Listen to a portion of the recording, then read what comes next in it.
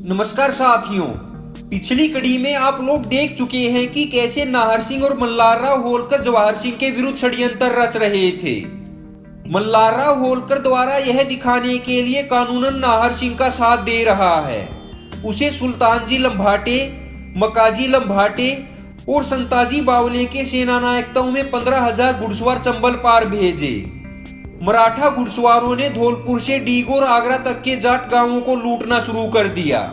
होलकर जवाहर सिंह पर दबाव डालकर दिल्ली के युद्ध के समय की बाकी रही रकम भी प्राप्त करना चाहता था, किंतु जवाहर सिंह कोई साधु संत या छुट भैया राजा तो था नहीं जो इस कार्यवाही से भयभीत हो जाए या ऐसी धमकी से डर जाए। जवाहर सिंह तो समय का पारखी था तथा सर्वगुण संपन्न था। महाराज जवाहर सिंह ने 7,000 सिख जाट सेना को वेतन पर रख लिया और सही समय का इंतजार करता रहा।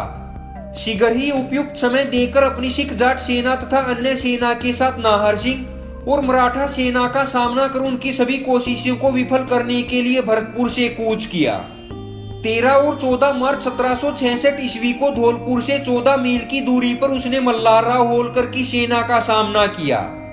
कुशल रणनीति को अपनाकर जवाहर सिंह ने सिख जाटों के एक छोटे दल को मराठा सेना पर आक्रमण करने के लिए आगे बढ़ाया, तो शत्रु सेना के सामने ठहर नहीं सका और विवश होकर पीछे हटने लगा। तब उत्साहित मराठों ने यह समझकर उनका पीछा किया कि शत्रु पराजित होकर भाग रहे हैं। इस प्रकार से जवाहर सिंह के विरुद्ध अग्र युद्ध पंक्ति के निकट आ गए। जाट सेना बंदूकों आदि से पूरी तरह से सुसज्जित थी।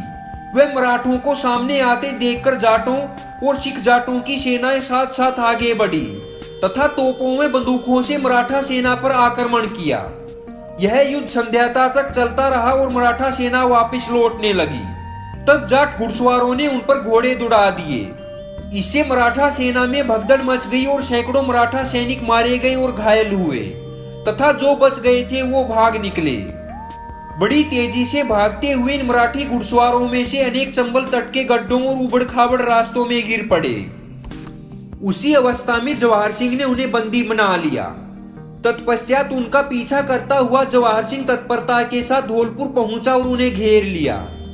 कुछ ही समय में उन्होंने धौलपुर पर अधिकार कर लिया और सुल्तानजी लंभाटे तथा अन्य मराठा सेना नायकों को कैद कर लिया।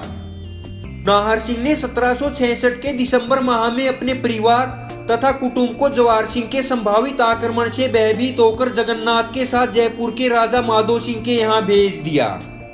इस प्रकार नाहर सिंह को अपनी जागीर से हाथ धोना पड़ा। मराठे उसे अपना उपयोगी साधन समझते थे। जब उन्हें उनकी आवश्यकता ही नहीं रही तो उन्होंने उसकी पूर्ण रूप से उपेक्षा की। यदि आपको ये वीडियो अच्छी लगी हो तो सर छोटू राम के चैनल को सब्सक्राइब कीजिए और बेल आइकन पर क्लिक करें ताकि आपको लेटेस्ट वीडियो की नोटिफिकेशन मिलती रहे।